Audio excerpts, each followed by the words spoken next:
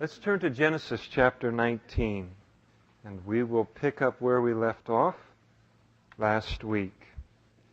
And in Genesis chapter 18, we saw the latter end of the chapter, we saw this beautiful example and model and illustration, whatever word we want to use, for intercession as it came forth out of Abraham's life. A man who was very well aware of the wickedness of Sodom, very well aware of the depths of sin that was going on there, a man who lived a life of holiness and separation and thus a life of peace, while all of the nightmare of a life that Lot was living was going on. And yet he begins to cry out to God and begins to intercede for the city, and he brings them down from, if there be 50 righteous there, would he spare the city for 50, and intercedes all the way down to 10, and God says, if there are 10 righteous there, I will spare the city for the sake of 10 righteous. And in this intercession that Abraham makes, is he is speaking to God. He's not really using prayer as a means to get God in a headlock and force him into something that God didn't want to do. God was very desirous of saving the city, but he knew that there weren't going to be even 10 righteous in that city.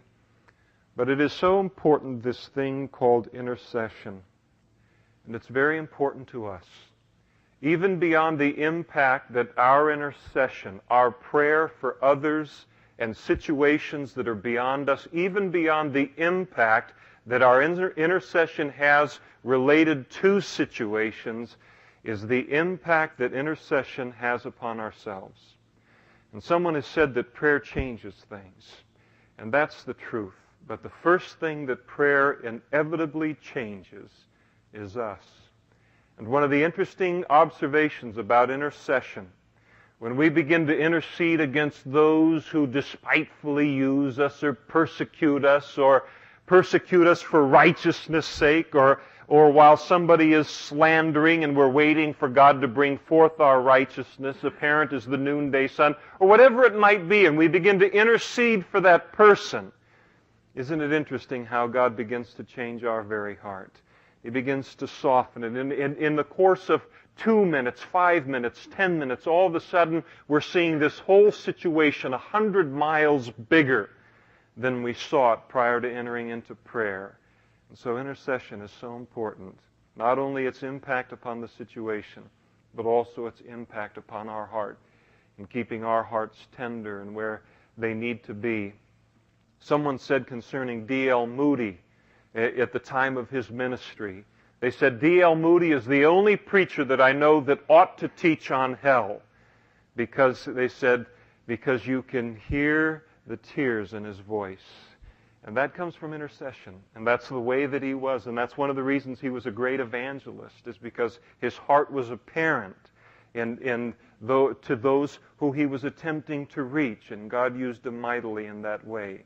And so we come now, in that context, now to chapter 19 of the book of Genesis. Now the two angels came to Sodom in the evening. They've left now the Lord with Abraham, and they've moved on now, and they've gone into Sodom in the evening. And Lot was sitting in the gate of Sodom, and that is really the end of the progression. He began by looking towards Sodom, and then pitching his tent towards Sodom. Then we find him dwelling in Sodom, and now he's sitting in the gates of Sodom. And the only men who sat in the gates of Sodom were the chief men. They were the rulers of the city.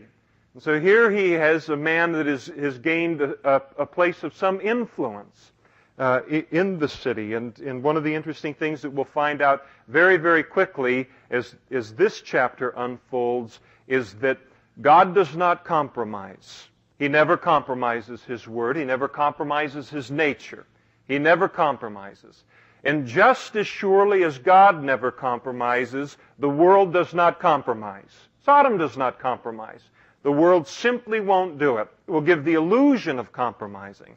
And the problem is that many times, and you've heard me say it before, but many times a Christian, like a Lot, His roots are so deep in Sodom, his investment is so deep in Sodom, that he feels compelled now to somehow reconcile God with Sodom and Sodom with God. And he thinks that somehow he's done it. He's been able to move into the city. He's been able to find some common ground between the two of them. You know, these two are able to, kiss in the person of his life. And he's reconciled them somehow. And so he lives in this self-deception that he's been able to do that. And he's going to discover very quickly that God does not compromise and the world doesn't either, and what he has been living is an illusion. So here he is in his position, sitting in the gate of Sodom. And when Lot saw them, he rose to meet them, and he bowed himself with his face toward the ground. And he said, "Hear now, my lords, please turn in to your servant's house and spend the night and wash your feet. Then you may rise early and go on your way." He's extending hospitality to them. And then they said to him, "No, but we will spend the night in the open square." And he knew enough about Sodom that would not be safe for them. He knew where he was at. And he insisted strongly. And so they turned into him and entered his house. And then he made them a feast and baked unleavened bread, and they ate. And so, tremendous hospitality on his part. Now, before they lay down to sleep for the night, the men of the city, the men of Sodom, both old and young, all the people from every quarter surrounded the house. And they called to Lot and said to him, "Where are the men who came to you tonight? Bring them out to us that we may know them carnally or know them physically, that we might have sexual relations with them." The angels, as we see in almost everywhere that they appear in Scripture, tend to be highly attractive beings. They were noticed immediately by the depraved in the city of Sodom, and they see new people come in, and their lust is stirred up in their heart, in the hearts of these men, and now they want to rape these two men that have come into Sodom. And so they come to the house and demand that they would cast him out of the house that they might be able to do that. And they make no bones about it. They're very, very clear. And so Lot went out to them through the doorway, and he shut the door behind him. And he said, "Please, my brethren," imagine that, my brethren. He said, "Do not do so wickedly." And it gets worse. You think he says, "Oh, my brethren," it gets worse now. "See now, I have two daughters who've not known a man. Please let me bring them out to you, and you may do to them as you wish. Only do nothing to these men, since this is the reason they've come under the shadow of my roof." They've come to be protected. And Lot is the type of man, and it'll develop even more fully as time goes on in this chapter. He's the type of man that involves himself with Sodom, with the world, with sin, with the ways of the world. And not only he doesn't involve himself in the actual acts of that kind, but he comes around and he hangs around the periphery and he just profits from it. He just makes a living off of it. Just kind of makes a living off of the sin. Makes a living off what the city stands for and this kind of thing. And he's the kind of guy that comes along and says, "Listen, I can live in a Sodom and it doesn't affect me at all." The interesting thing is that for the Lot he really is in the gravest self-deception here, because he thinks that the city hasn't affected him, and he is willing to turn his daughters over to them for the evening, the entire city. It's amazing how far he's fallen. Amazing how far he is falling. It doesn't affect me seeing him. You see people say that all the time. "Well, I can watch anything on TV. I can listen to anything, and it really doesn't affect me." And then you turn around and you see some ghastly thing that they do without any conviction at all in their heart, and they have no sense to put 1 + 1 together and realize that comes out of this. The interesting thing to remember here is that Lot put himself in Sodom. It is one thing for God to raise a man or a woman up and put them in a city and call them and equip them for the uniqueness of the ministry that would be required in Sodom. But he is not there out of obedience unto God. He is there because he has chosen to be, because it looked like the easiest way to make money. And so here he is. He offers his virgin daughters to this crowd, and then they say to him, "Stand back." And then they said, "This one came in to sojourn, and he keeps acting as a judge. Now we'll deal worse with you than with them," with these angels. They're just about to take him and ravage him sexually. And so they pressed hard against the man Lot and came near to break down the door, but the men reached out their hands and pulled Lot into the house with them and shut the door. And they struck the men who were at the doorway of the house with blindness, both small and great, so that they became weary trying to find the door. And so in effect, these angels make them outwardly what they were morally and intellectually, blind. And he blinds them there on the doorstep. The interesting thing is this, is that we will never reach the world by being like the world. We can try it like untold millions of Christians have tried before us. But it is holiness, they notice, not false definitions of holiness as it relates to some this or that or whatever man-made definition, but a genuine holiness, a difference in my life, a Christ-likeness in my life. It is that that impacts people, not becoming like them in their sin. And when you are different from people, there will be persecution. Someone has said that if you live a life that is lower than the standard of the world, they'll prosecute you. And if you live a life that's higher than the standard of the world, they'll persecute you. So we're either going to be prosecuted or persecuted, one or the other. And we're not to live lower than them, so there's going to be persecution. And here he begins to experience persecution. But he's done everything he can to escape it, even to the point of compromise. I think that it's very important in this day in which we live, where there is such tremendous controversy, especially in the last 10 years as it relates to the sin of homosexuality, to make sure that we understand as Christians, not because of our own intellectual deductions or whatever, or what our feelings are, or what we think about a given issue or a given sin or whatever it might be, but because God's Word is very clear about it. That is that sodomy and homosexuality is sin. It is sin. It's wrong. God tells us that in the book of 1 Corinthians chapter 6, he talks about those who are homosexuals and those who are sodomites. And in the Greek, what it speaks about is it speaks about those in a homosexual relationship who have the upper hand and those who have the lower hand in that relationship in terms of how it works, the replacement of the man and woman relationship. It's all covered by God.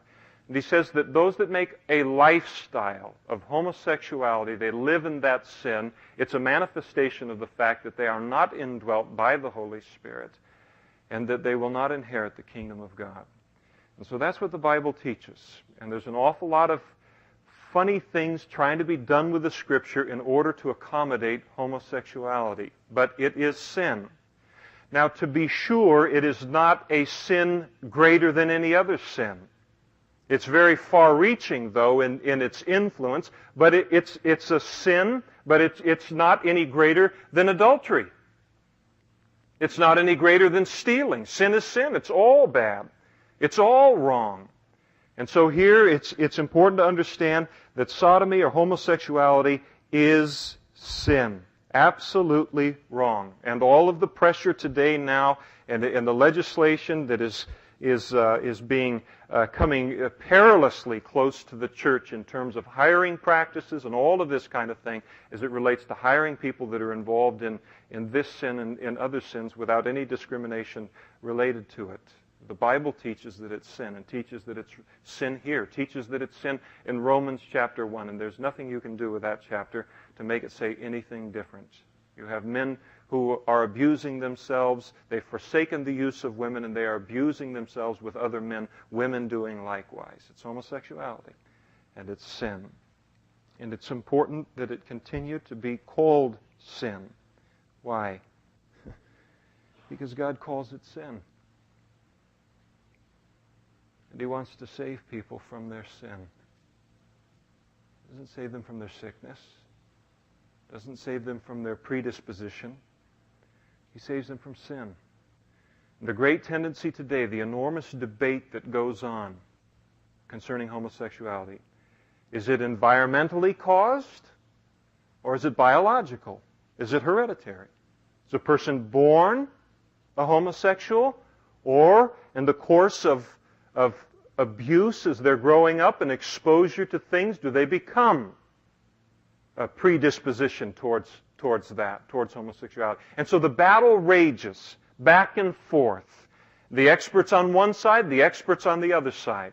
And I don't know that they're going to solve that in our lifetime. All I know is that God comes in and says, as far as He's concerned, for the person who is a homosexual, He comes in and He says, it really doesn't matter for you whether it's hereditary or whether it's environmentally caused. I am greater than hereditary factors, and I am greater than environment, and I will save you from your sin. I'll save you from it. And that's what He desires to do, is He desires to save people. He desires to come in and forgive them of their sins and give them the power to live a life on a higher level than the level of sin, whatever it might be. And so oftentimes, the Christian, and they would tag me as fundamentalist and whatever. I wear any badge they want to put on me, except heretic or whatever,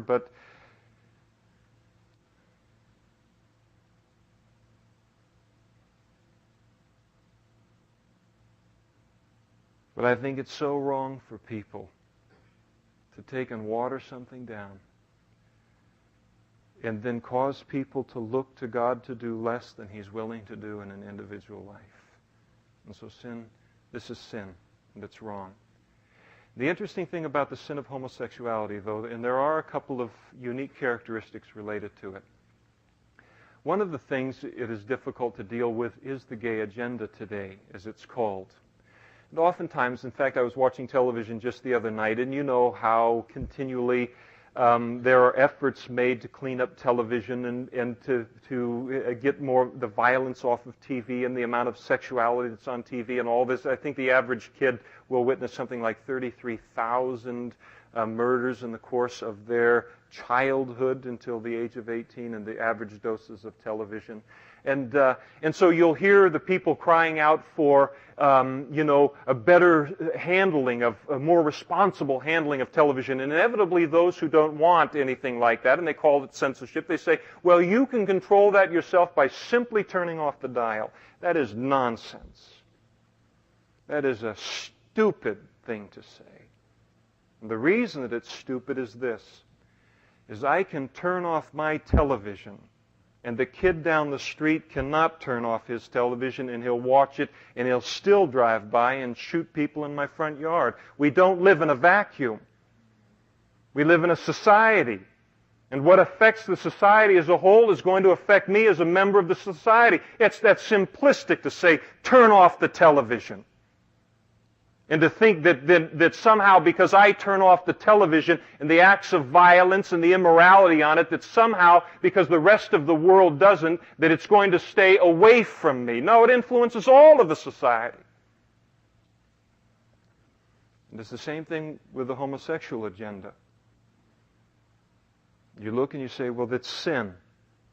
I say, well, they're looking for certain rights and these different kinds of things and all. But the fact of the matter is that there is a desire for this to be accepted as a normal, regular kind of thing. And the problem with that is this. And by the way, I am the chiefest of sinners. This would be my first argument with the Apostle Paul.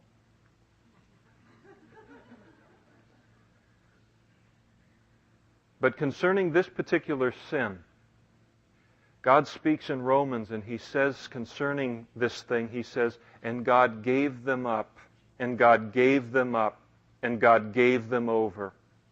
And in Romans chapter 1, you have two characteristics given of a particular society that God gives over. Number one, they do not acknowledge the existence of God. They will worship anything. Four-legged creatures, lizards, snakes, cows, cars. They will worship anything on four peds. They'll worship anything, but they will not worship the true and the living God. He said that's the first characteristic. And then when you have a society that lives under that kind of a worldview, and then you couple it, it gets coupled with them accepting the sin of homosexuality as a normal thing, as a natural thing, and not as sin. God says that is a society that is very much in danger of being given up by God. Why? Because once a society is no longer morally or intellectually fair enough to look at the act given the physiological specifics of the man and the woman, and they're no longer willing to look and say, that is not natural. That is not normal. That is not intended. Then you have a society that will be able to convince itself that anything is right. And it's right for judgment. And I don't need to spend one more minute applying it to the United States of America or the world. It's great, great danger.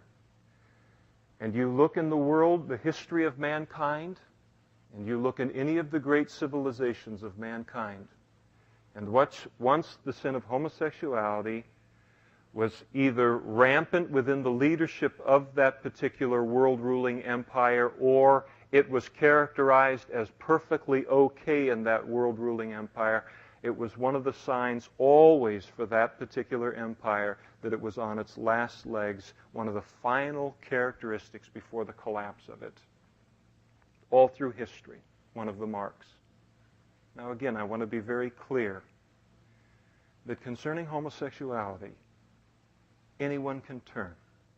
You have people who are born with a predisposition to set forest fires on fire, set forest fires.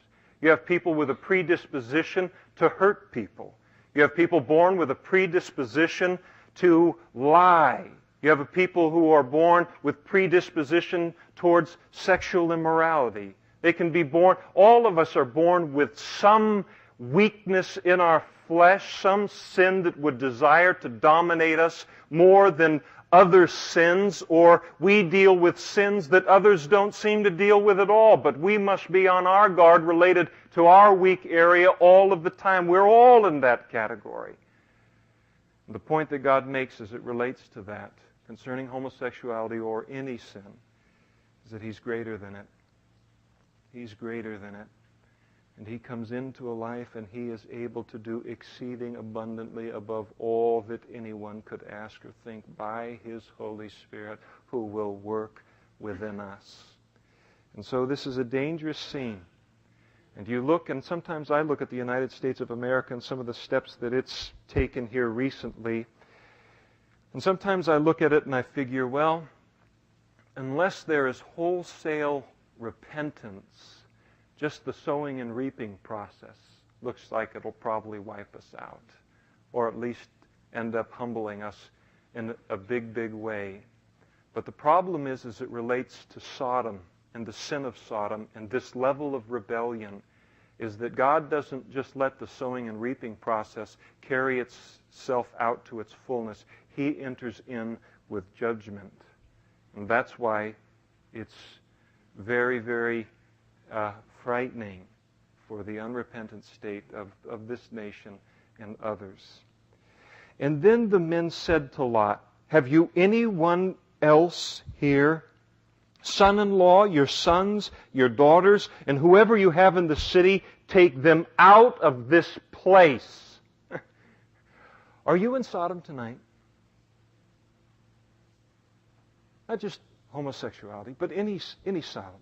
Something where you've pitched your tent towards something, and the fields, and you looked at it, and at one time it was green, it was a valley, it was well watered, it looked like it would be prosperous, and you've put yourself in the middle of it, and you've put yourself in the middle of the greatest wickedness you never imagined, what kind of wickedness was involved in it. And now you find yourself in the middle of that kind of a situation, and you know enough about God that He is going to come down on the scene, going to come down on the situation, and He's warning you to get out of the situation, get away from it. Well, listen to Him. Listen to the advice of the angels here where they said, take them out of this place, get out of this place, because we're going to destroy this place. Why? Because the outcry against them has grown great before the face of the Lord, and the Lord has sent us to destroy it. And even as Abraham interceded for Sodom, for it to be spared for 10 righteous, there was apparently some number of people who were praying that God would also deal with the situation. And He's going to answer their prayer also. And He's bringing justice into the scene. And does it mean that this group of people, however many there were, that looked and said, God, you've got to do something about this city. You've got to do something about how far-reaching is its influence. You've got to do something here concerning the vileness of its sin. Is a person that would pray something like that, are they a rotten person? No, I think all you have to do is become a parent to understand those prayers.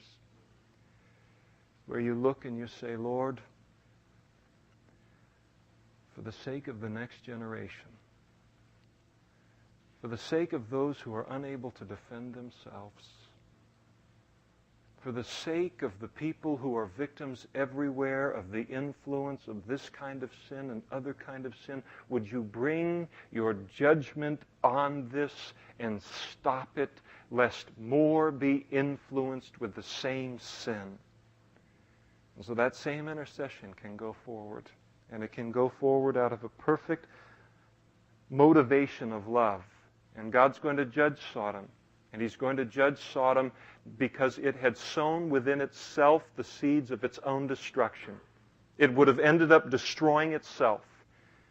Now it was just a matter of how many was it going to influence before it gets destroyed. And God comes in and says, I'm going to judge it lest its influence be any greater than it is, and any other victims be brought in under this kind of a person and this kind of perversion.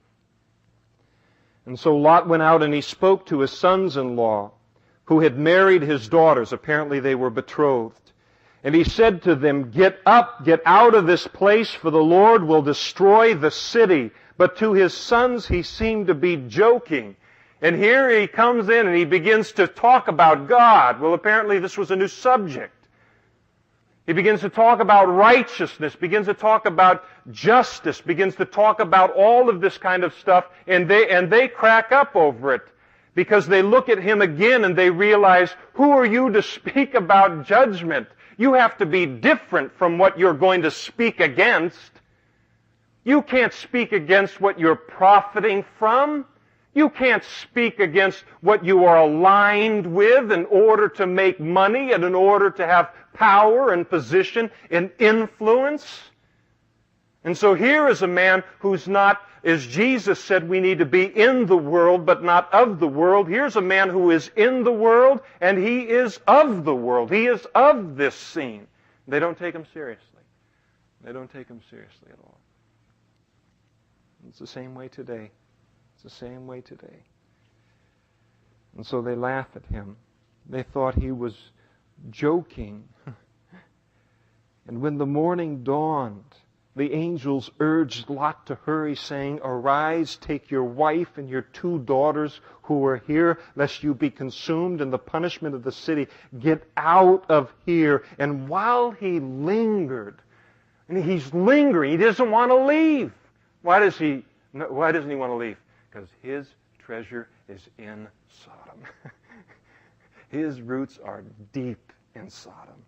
And he is lingering there, and while he lingered, the men took hold of his hand, his wife's hand, and the hands of his 2 daughters, and the Lord being merciful to him, and they brought him out and set him outside of the city.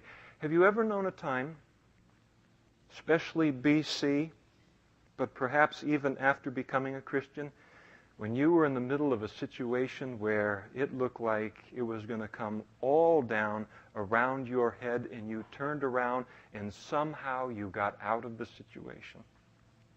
And you wonder, how in the world did I get out of that? I don't even know, but I got out of it. Well, we know why. Because of God's mercy, and because of His grace, and because He'll just take our hand and pull us out of situations if necessary. And so here he is. He takes just the mercy of God that got him out of there. And it came to pass, when they had brought them outside, that he said, "Escape for your life.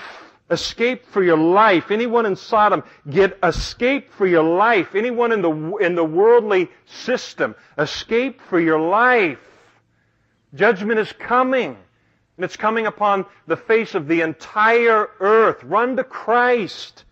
Escape for your life.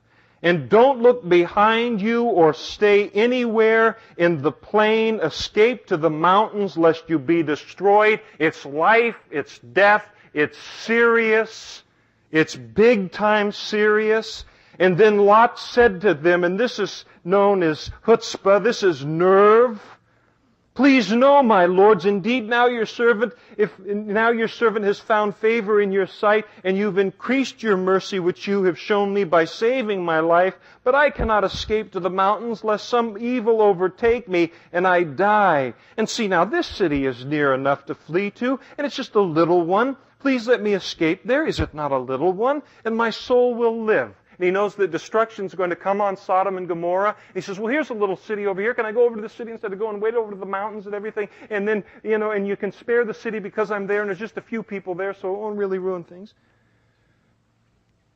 And he said to him, "See, I have favored you concerning this thing also, and that I will not overthrow this city for which you have spoken.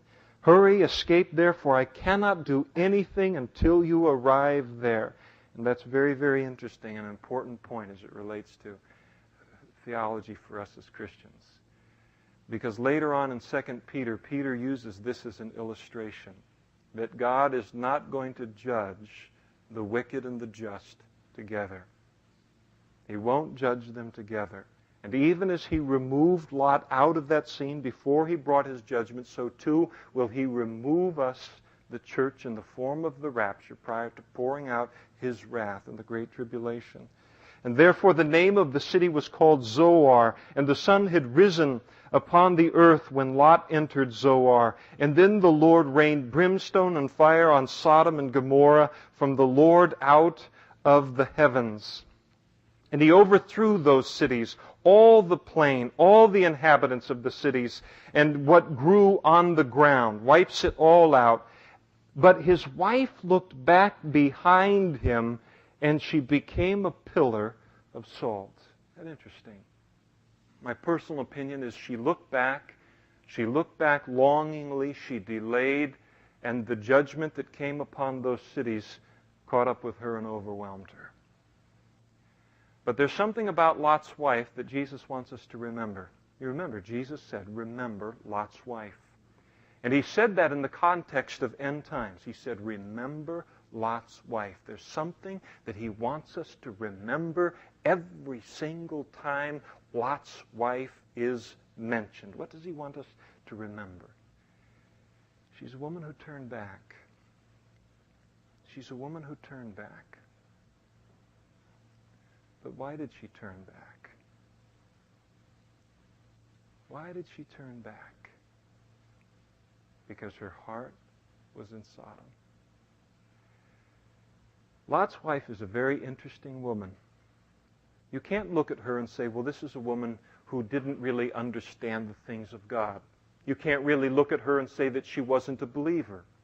You can't look at her and say that she didn't believe in the existence of God, or that she didn't believe in the supernatural. Because here she is, she's fleeing the city, she's seeing the angels, she knows that judgment is coming, she sees the judgment, she sees all of this going on, she's heard the message of the angels, and she's even gone to the point of not only believing what they've said, but she's now obeying what they've said in fleeing out of the city. She was absolutely orthodox in everything she believed. She was right on in everything that she believed. The problem was not with her mind. The problem was with her heart. The problem was with her heart. Nearly saved. Totally lost. Because she had a mind for God, but she had a heart for Sodom. And I would not be able to put a number to how many people that characterizes. I don't know. I don't know. But Solomon wrote and he said, above all things, keep your heart. Keep your heart. Keep your heart undivided. Keep your heart free of Sodom. Keep your heart free of sin. Keep your heart free of the world and temptation and these things. He says, above all things, keep your heart. Why? Because a divided heart can overwhelm a mountain of intellectual knowledge. One of the fascinating things to walk as a Christian for any length of time is to watch people with incredible amounts of head knowledge. They know the Bible from Genesis to Revelation. They know all of the theologies of it. They know the intricacies of it. They know the Hebrew, the Greek. They know the types. They know the Bible like nobody knows the Bible. They have information in their head like nobody can believe. And they believe in the existence of God. They believe every word that God has said. They believe in miracles. They believe that judgment is coming. They even have begun to turn from that which is set aside to judgment and for judgment and turn and go in the right way. And it's amazing how a person can have that much knowledge. And then if their heart is even slightly divided, how a divided heart is able to win over all of that. You've seen it. You've experienced it. As we walk with Christ, the attempt of the heart to overwhelm what we know. We've got to be careful about our hearts. And that's the thing about Lot's wife. She was very orthodox. She knew an awful lot. That was not her problem. Her problem was a divided heart. And she looked back because of a divided heart. And so he warns us in the last days, in the context of the last days, Jesus reminds his disciples, remember Lot's wife. Nothing is worth turning back for. He told us, having put our hands to the plow, let's not be found looking back. Very, very important. And she looked back, and she became a pillar of salt. And the interesting thing to me, and again, verses 27 and 28 are so precious to me. Every time we come back to Abraham, what he's involved in and the life that he's living in obedience to God is so appealing to us. And the interesting thing to me is he speaks here, and then he looked toward Sodom and Gomorrah and toward all the land of the plain, and he saw, and behold, the smoke of the land which went up like the smoke of a furnace. And here is Abraham, while here is, as you look at Lot, he is living a nightmare. You think about that. He loses his son-in-laws. He loses part of his family. He loses his wife. And he loses, by the way, every single thing he has. Every position he had, every possession he had, every title, every bit of money, every single thing that he compromised to gain, he lost. He lost it all. Every single bit of it. And while Lot is in the middle of this absolute nightmare, life could not get worse than what he was in the middle of. Over here is a life at the same time that was available to him. a life of peace, a life of confidence, a life of joy, and a life of fullness. It's a life of holiness. It's a life of being separated unto God and unto His Word and obedience to His Word. And in the midst of all of this madness that you and I see around us all day, every day, there is a refuge. There is a place. There is a place of fullness of joy. There is a place of refreshment. There is a place of communion with God. There is a place that's different. It's called holiness. It's called obedience to God's Word, being different from this world. So important for us to understand. So important for us to choose it tonight. Choose it tonight. Choose that life tonight. And it came to pass when God destroyed the cities of the plain that God remembered Abraham and sent Lot out of the midst of the overthrow when He overthrew the cities in which Lot had dwelt.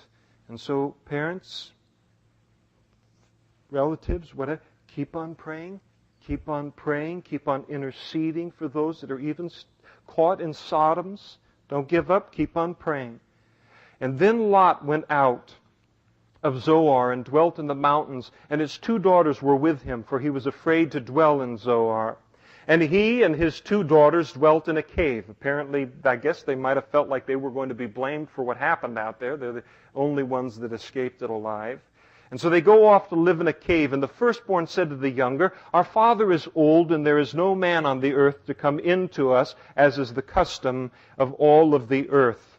Come, let us make our father drink wine, and we'll lie with him, that we may preserve the lineage of our father." And drunkenness and immorality still walk hand in hand in our day.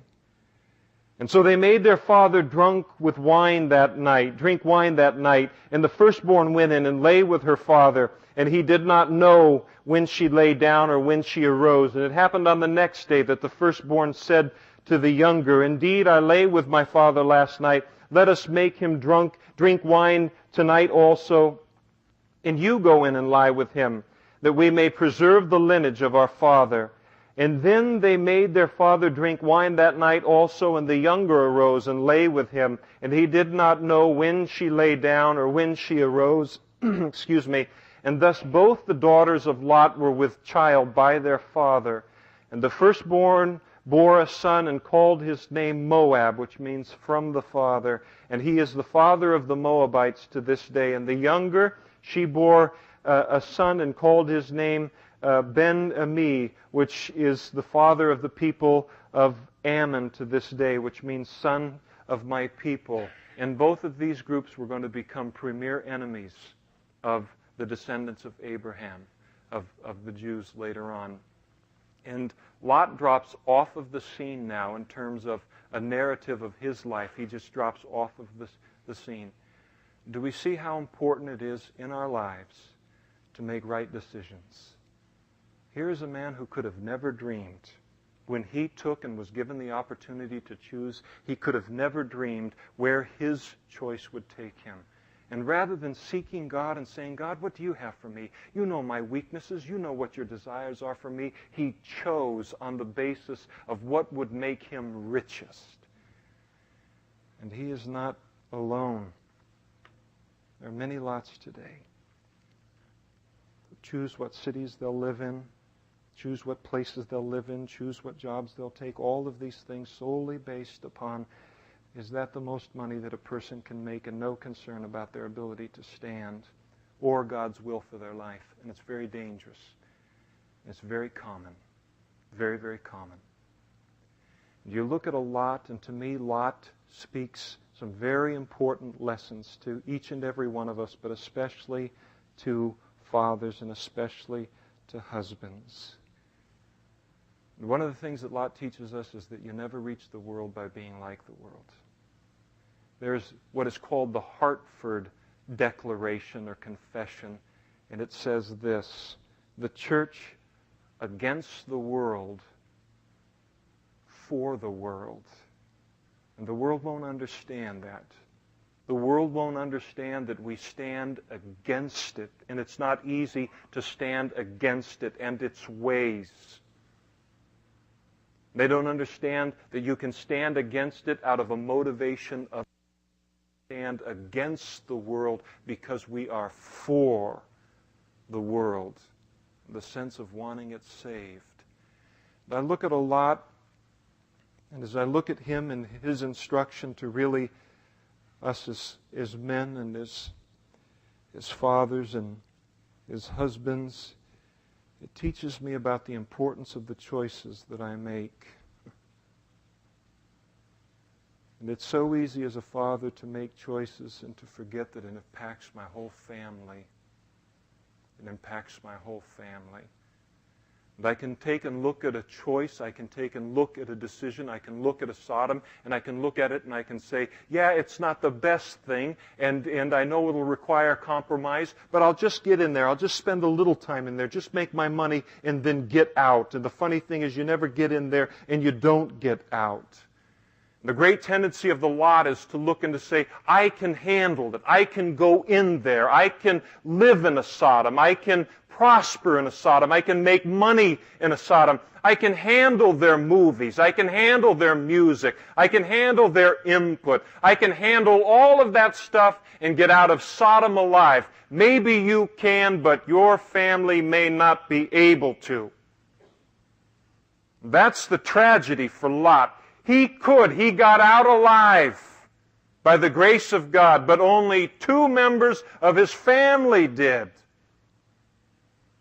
And in our decision-making processes, it is so important for us as men to take the whole family into account. What can they handle? What is right for them? And as I bring in, and we are inundated with that which is corrupt. There's a million magazines that are absolutely corrupt and ought to have no place in a Christian's life. A million movies. A million different kinds of things. And you can bring them into your house and you can sit down and you can watch them and you can say, well, you know, it was this and yeah, it wasn't so good about that and that wasn't so good about it and everything, you know. But it really didn't change me, and we don't realize how much it does change us, and we don't realize how it affects the kids and how it affects our wives and how it affects us too. And so here is a man who justified it and said, I can handle it. That's not the issue, whether you and I can handle it. We've been called as men to protect our families and to be a wall for them, a wall of separation, a wall of protection. That's what God has called us to. And we're told in 1 Peter, in what is a very gracious passage towards Lot, but it is the New Testament. And it talks about that righteous man, Lot, whose spirit was vexed, his righteous spirit vexed or tortured in the city of Sodom. The interesting thing to me is, I think if Lot could come back and preach to men's conferences or speak to anyone he could speak to, is he was a man who was vexed, but he was still unwilling to separate. He was vexed about the input into his family and into his home. He was vexed about all of the entertainment. He was vexed about the condition. He was vexed about the carnality. He was vexed about the lack of spirituality. He was vexed about how the world was conforming, even his family. He was vexed about all of it. Vexed very, very much, but he was in the middle of his torture, in the middle of his vexation. He was unwilling to separate. I won't change. Lot is the father of those whose righteous souls are vexed with the life that they're leading, the life that their family is leading, and they live this tortured, quiet life knowing that it's not the way that it's supposed to be. but they never make the stand. They never do what's necessary to make things the way that they ought to be. They just continue the vexation. And if that's you tonight, you are in such danger, but worse yet, your family is in such danger, where you're tormented. You know you're under conviction, and you realize what God has called you to and what you ought to be about, and you can't believe to what depths you've dropped and things you wouldn't have done 2 years ago or 6 months ago or allowed as it relates to your family and all. And everything comes tumbling down, all of it, but just willing to endure the vexation rather than changing. And I think if Lot were able to appear on the scene, he would say, do more than be vexed. Change. By the power of God Almighty, change. Make a stand. Do what's right. Cry out to God. Raise up the banner and the standard of holiness in the house. Protect the family. Be more than vexed. Do what's right. Sobering lessons of Lot. And we have to be very careful, because they know what appeals to our flesh, and there's gobs of it out there. But it is life and it is death. And Abraham journeyed from there to the south and dwelt between Kadesh and Shur and sojourned in Gerar. Now, he really isn't told to make this journey, and he's going to lead himself into temptation. We need to be careful in our daily prayers where we ask God not to lead us into temptation, but deliver us from evil. That when we ask Him not to lead us into temptation, that we don't then in turn lead ourselves into temptation. Do you know, again, as we go back to something we've discussed earlier, do you know that you have weaknesses in your flesh? Oh, I hope you do. There are places that for me, the uniqueness of who I am, what I'm about, what are the weak links in the chain of Damion Kyle, that I don't have any business being around. And you don't find me there.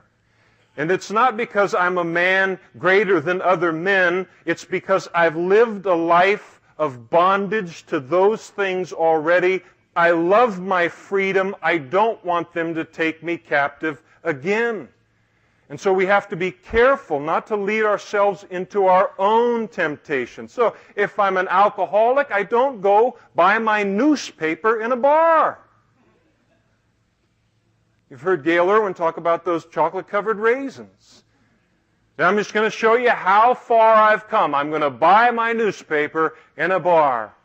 I can't even read this newspaper now. I'll leave it in the bar. It's foolish. It's foolish, whatever the illustration might be for our lives. And he's going to lead himself into temptation, and he ought not to have done it. And he'll pay a price for it. And Abraham said of Sarah, his wife, she's my sister. And Abimelech, Philistine king of Gerar, sent and took Sarah. Now, he did this 20 years ago. How'd it go last time? Abraham, you're going to find out that God is the same yesterday, today, and forever. It's still not a happening scene to lie. So he comes in now and brings forth this lie here, and the king, these kings were not much into adultery, but they were into multiple wives, and they would just take. But God came to Abimelech in a dream by night and said to him, "Hi, dead guy." That's about what he said to him. He said, "Indeed, you are a dead man, because of the woman whom you have taken, for she is a man's wife." Isn't it interesting? God does not need our lies. He does not want our lies. He does not use our lies. All lying ever does is create more trouble for him and surely more trouble for me. And Abraham is going to try and justify his lie in just a moment. And we're going to get through on time. We'll have you out for the fireworks in plenty of time. And he's going to try and justify his lie by taking and giving the entire genealogy as it relates to Sarah and everything. And we discover that actually she was his half-sister, so it was really only half a lie. So while God can't use my whole lies, somehow half lies are open game, and somehow he needs those. But he's going to teach Abraham that he doesn't need Abraham's whole lies or half-truths or white lies or white elephant lies or any kind of lie or exaggeration or anything. He doesn't need our lies. And he's also going to reveal why it is that he lied. And the reason that Abraham lied. Now, not all lies come out of this motivation, but a great many do. Some people lie just because that's just what they've always lied, and that's what they do. But his lying comes out of fear. He's afraid, and so he lies. And fear is the opposite of faith. And he lies because he loses his confidence in his God to protect him. And how often in our lives when there is that tendency to lie or to exaggerate or to come in with what we would call a half-lie, there is that fear in our heart that wants to drive us to it. And the solution to it is to realize how big God is and that he doesn't need my lies. And it's a very easy tendency to fall into, being a liar or exaggerating. And God doesn't want it. And all it does is create trouble. So the great lesson of this chapter, for any of us involved in lying, is a pattern here. Is just that God doesn't need it. He doesn't want anything to do with it. It just makes things worse. But Abimelech in verse 4 had not come near to her, and he said, Lord, will you slay a righteous nation also? You're going to kill me and everyone? Did he not say to me, she is my sister? And even she herself said, he is my brother. In the integrity of my heart and innocence of my hands, I've done this. I'm innocent in this, God. It was their lies. And God said to him in a dream, yes, I know that you did this in the integrity of your heart, for I also withheld you, buddy, from sinning against me. Therefore, I did not let you touch her. And now, therefore, restore the man's wife, for he is a prophet, and he will pray for you, and you shall live. But if you do not restore her, know that you shall surely die, you and all who are yours. And so, needless to say, Abimelech rose early in the morning, called all his servants, and told all these things in their hearing, and the men were very afraid. And Abimelech called Abraham and said to him, what have you done to us? Now, this is the second rebuke by a non-believer that he receives in his life here. How have I offended you that you have brought on me and on my kingdom a great sin? How could you let me do this? I even consider that to be a great sin, Abraham, and you led me into this thing. You have done deeds to me that ought not to have been done. A very strong rebuke of this man of God. Very strong rebuke. And he needed it. He needed it. This is a weak area in his life. Isn't it interesting that he fails in the area of faith? The thing that he's known for. Our strength is often our weakness. When it's unguarded, I think it was Oswald Smith say that. Or Oswald somebody. Not the Oswald that...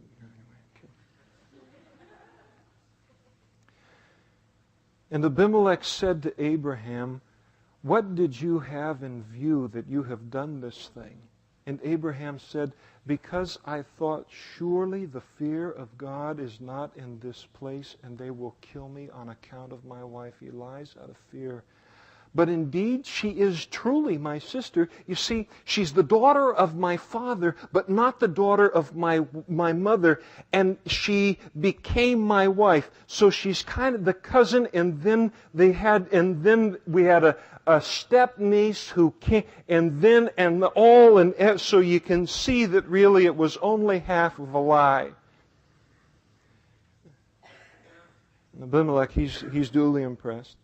And it came to pass, when God caused me to wander from my father's house, that I said to her, "This is your kindness that you should do for me in every place wherever we go. The great man of faith that I am, say of me, he is my brother."